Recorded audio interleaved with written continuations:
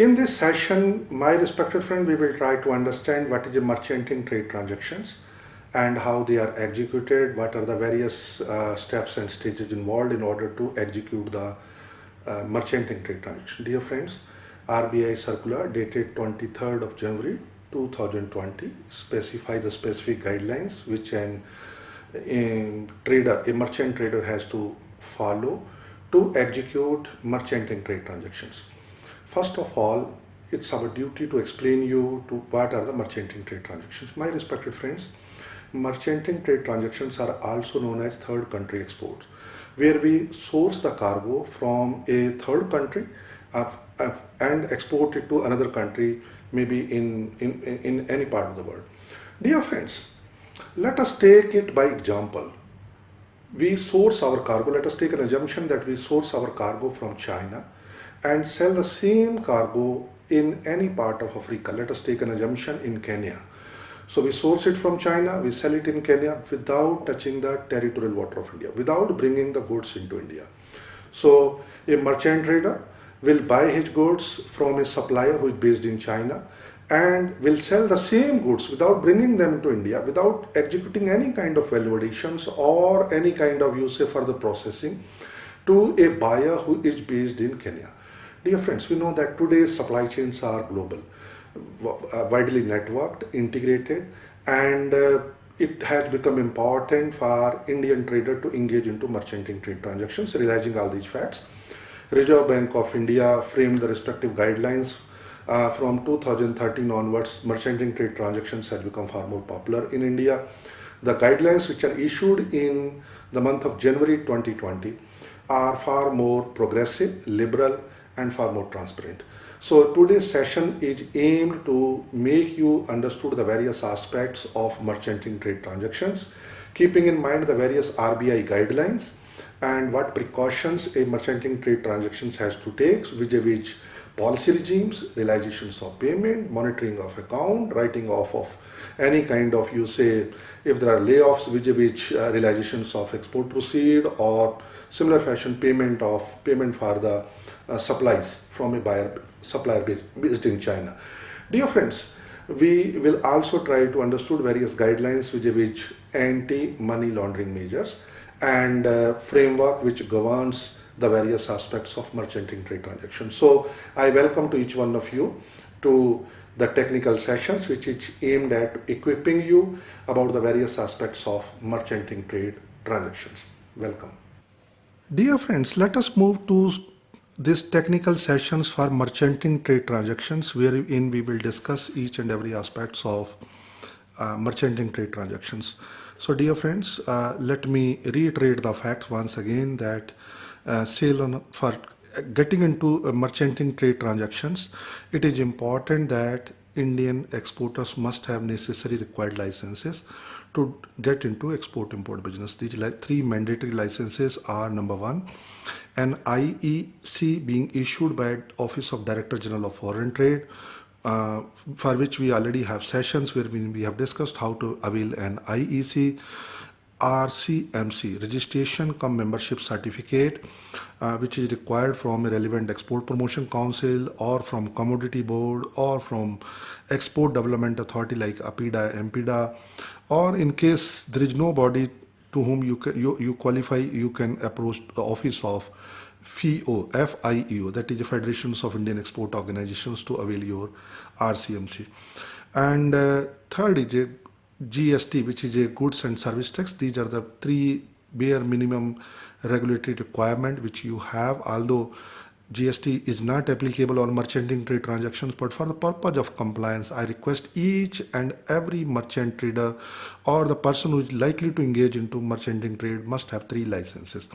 Dear friends, merchanting trade transactions are also known as third country export, or usually also known as bill to ship to transactions. Sometimes people call them bill to ship to transactions. They are also known as a procure to supply to. So you source the goods from one country and supply to another country. As I have taken an example in the beginning, let me take the same example. You procure the goods from China and sell them in Kenya. You procure the vitrified tiles from at a price of rupees $100 per case from China, and you sell the same cargo at a price of $120 to a buyer based in Kenya. This merchanting trade transaction is a reality. Sometimes business channel does not exist, or a ultimate buyer does not know from where the origin of the supply is, and in that case such a gap in the supply chain is filled up by merchant traders. So realizing the innate potentials of business that exist in this sector and how it can contribute to overall economic well-being of Indian trade community and also Indian economy, RBI from time to time had been framing guidelines. Previous guidelines were issued sometime in year 2013, which were which were updated several times in 2014 and 2015. Now realizing the facts and change in geo-economic environment with a lot of restrictions on supply chain in the present volatile, uncertain and complex and ambiguous business environment, Office of Reserve Bank of India has again published a new set of guidelines so as to regulate the merchanting trade transactions. These guidelines are issued on 23rd January 2020. You can directly download it from website of RBI. Otherwise, there is a link which is provided in the study material which is shared with you. You can click on the link and you will be able to download that. Dear friends, conceptually, in case of a merchanting trade, goods never touch the domestic tariff area of India. Goods never touch the territorial water of India. So you source the goods from China, goods never comes to India, you source it from China and directly by vessel or by air, you ship to your ultimate buyer based in Kenya. That is how Ceylon High Sea transaction take place. The beauty of the new circular is that it has made merchanting trade transactions to be far more liberal, far more free from control and far more business friendly. How it is made to you. One unique thing which the Reserve Bank of India has allowed is that the goods can be brought to India but not in the domestic tariff area of India. Goods will be brought into FTWZ, which is a free trade and warehousing zone. So you must be aware with the fact that Government of India come with a umbrella act known as Special Economic Zone Act 2005, under which rules are issued known as SEZ rules, Special Economic Zone Rules 2006, which lay down the legal framework, regulatory framework vis-a-vis setting up of various free trade and warehousing zones. In India, variety of free trade and warehousing zones has been set up, which are treated as per regulatory definition as a foreign territory. It means goods, even if the goods has come into FTWZ, let us take FTWZ located in Panvel in Mumbai or in Dev SEZ which is located in Chennai. Even if goods had entered in physical territory of India, the goods will not be considered to have crossed the custom boundary. Reason being, such a goods are still in the foreign territory for the regulatory regimes which has been provided under Special Economic Zones Act 2005. Dear friends, now it means that there are several value-added facilities which one can undertake when he brings the cargo into India. For example, you bring three variety of cargo. Let me take an example. You buy pistachio or pista from Iran. You buy cashew from Vietnam, you buy almonds from United States of America, and you buy some other herbs and spices. Let us take example from Sri Lanka. So 4 countries, Iran, Vietnam, Sri Lanka, USA. From 4 different countries, different kind of commodities where they specialize, you source them, bring them to FTWZ. Let us take an assumption in the FTWZ in Chennai. You can subsequently do a kitting or bundling. You can create a basket, gift basket, and export it to Indians in United States of America, in UK, in Gulf, where large number of Indian diaspora is there. And in addition to countries where Deepavali is celebrated, or why Deepavali? It can be for Eid festival, it can be for other festival. People share their joy and love and affection and trust by sharing gifts, and dry fruit can be one gift which they would love to share too. You create a bundle of 4 type of portfolio into one and export it. That's a value added service. So lot of value added services like kitting, like bundling, like inspection of the cargo. Now inspection has become an important aspect in case of, you say, in case of international trade operations. So you can do the inspection of the cargo in India, and you can supply it keeping in mind the specific quality standards of various buyers who are located in various markets of the world.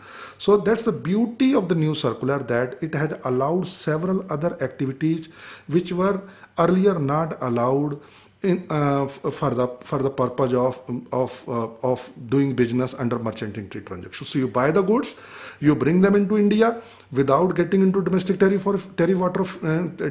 area of India. You bring them into FTWZ, where you can do activities, for example, cleaning, grading, sorting. Let me take an example. Gentleman A source elaichi from elaichi is cardamom, which he sourced from Indonesia. So if you see sometime, if you see the trade of cardamom, you will see that big bags are there because it does not carry much weight. Big bags are there which are filled up by farmers and which are sold to a merchant based in Chennai who source it. And he just put a, what we say, cleaning, sorting, grading machine in the FTWZ area. So 3 variety of cardamoms he create. The cardamom which are big in size, are healthy in shapes or in color or in kind of, you say, size, which are far more, you say, strong, which far more strengthy or bulky kind of cardamom. Then medium size, big size, medium size and small size. Sometime you will find cardamom which lacks in inner contents, such as the inner seeds which are there in the cardamom. So it may be poor quality. Poor quality, you can sell it to somebody who is making spices in India. After payment of duties, custom duty, you pay custom duty, you can clear it for domestic use. Medium variety, you can create small packet of 100 gram each, 200 gram each.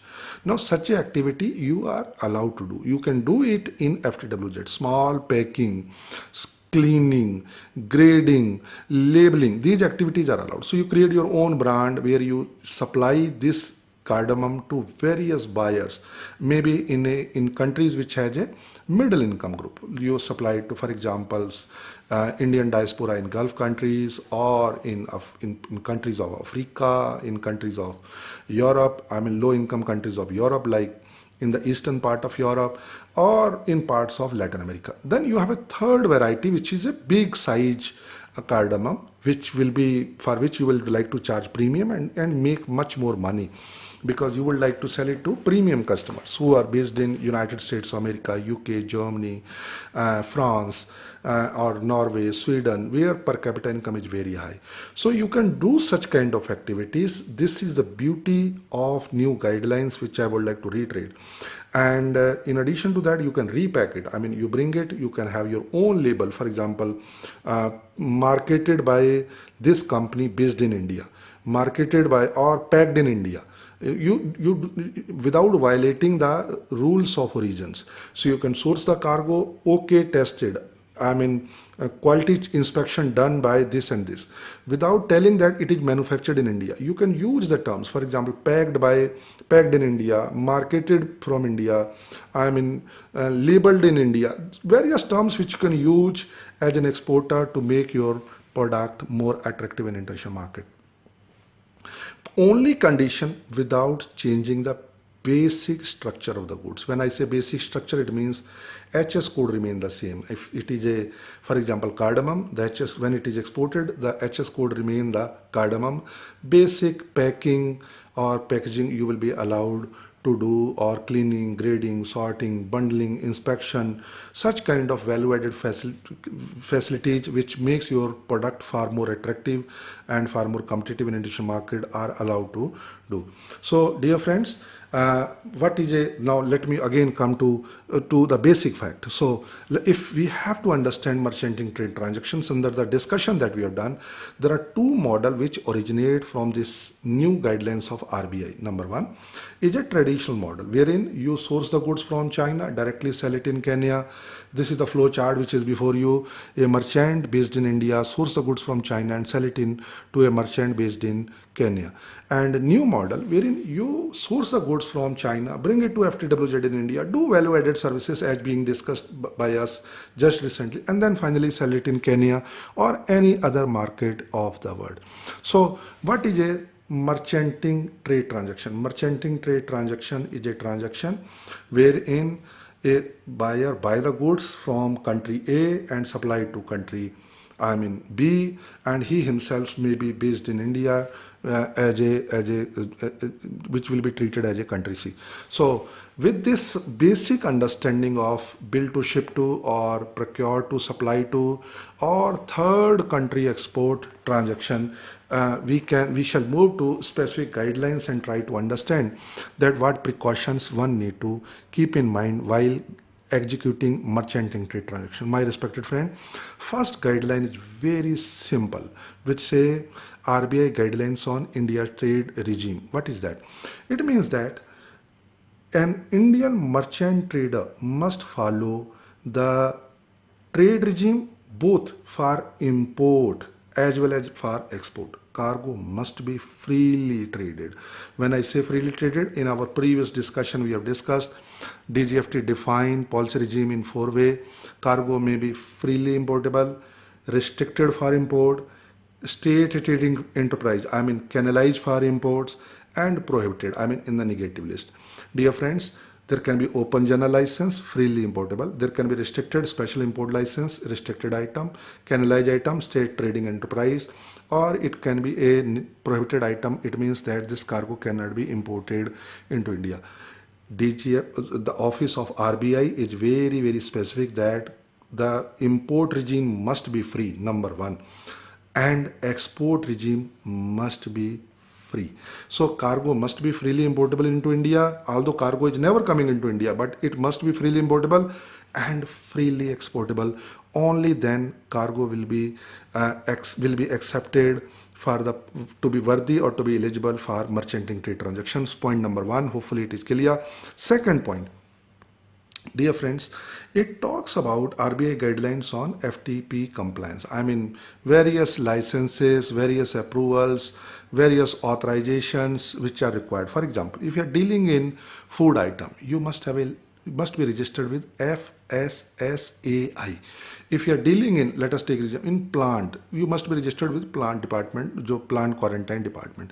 If you are dealing in items which require, hygiene for example, meat or something like, it must be animal quarantine. Or if you're dealing in leather, it must be Wildlife Crime Control Bureau. If you're dealing in cotton products, textile committee. If it is a auto component or auto or machines or cars, it must be Automotive Research Association of India, Bureau of Indian Standard of India, various bodies. There are around 56 bodies which you can check on DGFT SWIFT. SWIFT is single window interface for facilitation of trade. That is the database which is created by hard efforts of DGFT, where listing of every PGA, which is a partner government agency, like I discussed about Wildlife Crime Control Bureau, Drug Controller of India, FSSAI. These are the PGA agencies which must be done, and such a compliance must be ensured. Point number two, about the guidelines of the RBI. My respected friends, third point is very, very important, and it says that KYC. KYC means know your customer. And dear friends, when we say know your customer, there are three aspects which RBI defines. Number one, you know who your customer is. He should not be under any sanctions list, or he should not be from a country which is under sanction list. And there are three types of sanctions which you should keep in mind. Number one, sanctions which are mandated by United Nations bodies like Security Council sanctions. Then country specific sanctions like United Nations Department, OFAC, that is a Office of Foreign Assets and Control. which is a body by United States of America, which specify various kind of sanctions on countries like Iran, like North Korea, and there are other countries like Somalia, Sudan also. So dear friends, third type of sanctions are known as intergovernmental sanctions, which may be from bodies like OECD or other international bodies which may put in place such kind of sanctions. So three type of sanctions. So KYC say you should know your customer. Second, you should know your customer country, and third thing, you know your customer. Who are your customer? That is wherein they have put a specific guidelines in place, and they also provide the required reference material how to ensure this due diligence within the circular. May I request each one of you to please download this circulars and go through that, how to ensure these three fundamental elements when you do enter into a merchanting trade transactions. In addition to that, a compliance or due diligence for anti-money laundering. This anti-money laundering has become a very debatable subject in the foreign trade. Reason being, in the recent times, a body known as Financial Action Task Force. You must be aware. If you are not aware, just read a basic material about Financial Action Task Force on Wikipedia. You will find it's a body of 49 countries which put in place the mechanism which the measures to ensure that there is no money laundering for terrorist funding, for funding of anti-social activities, for drug trafficking or drug funding, or for animal or the trade in exotic goods, or trade in children, or trade in girls, or something like that. Lot of illegal activities happens in the name of trade in the world market, or people make their black money into white money. So they may have big chain of channels in order to make their money from black to white money. So they will design their trade channels in such a fashion that you will find that it looks like a genuine trade deal. But you need to know in the context of KYC that who your customer. When you try to find out who your customer, you will be able to find out the exact detail, what kind of business this man is in and which country he is located, because there are certain countries which are under the sanctions list, and there are variety of sanctions list. For example, there is a blacklisted country, there are grey list. For example, Pakistan is under grey list, Mauritius under grey list. So you will find under various categories under which the countries are defined. So grey list, it may go to blacklist or may be waived off. The country will be monitored on a regular basis on various compliance parameters by Financial Action Task Force. They meet every 6 months in order to see the progress of countries involved. Purpose is very simple. They want to cut the trade of, from illicit channels where the black money is involved, to make it white, and such funds may be used as a terrorist funding or anti-social funding, or for creating a law and order problems in the peace-loving countries of the world. Dear friends, RBI also specify specific guidelines for documentary compliance. When I say documentary compliance, they make a data set of two transactions. One is an import transaction. When you import from China, so you will have a document supplied by your supplier. These documents are: number one, invoice, packing list, certificate of insurance, certificate of inspection, certificate of origin, and dear friends, in addition to that, you have bill of lading, bill of exchange, shipment advice, 8 documents. Then you as a trader, because you will charge some margin, as a merchanting trader, you will buy at 100 and will sell at 120. You have to change your invoice. So they will monitor both set of documents of the import transactions as well as documents of the export transactions, and ensure that both set of data set must match, so as to ensure that there is no violations of any kind of rules and regulations for FTP compliance or for money laundering purpose. Then FEMA mandate that this whole transaction must be completed within the period of 9 months. And this whole transaction within 270 days, to be precise, import lag as well as export lag. So they define import lag and export lag. This whole transaction of import lag, they define 3 parameters there also. It start from import payment, from where it can start, or date of shipment, or subsequently when you make the final payment.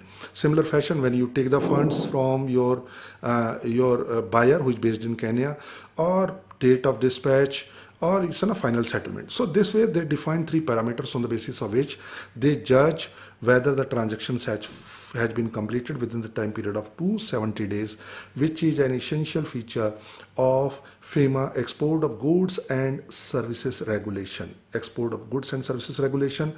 There are specific regulations which specify that transactions must be completed within the time period of 270 days or 9 months. Dear friends, in addition to that, the merchanting traders can avail buyer credit as per RBI guidelines. There are specific circulars by RBI for buyer credit. The same circular will be applicable for a merchant trader to take funds from banks so as to fund his merchanting trade transactions at the time of procurement.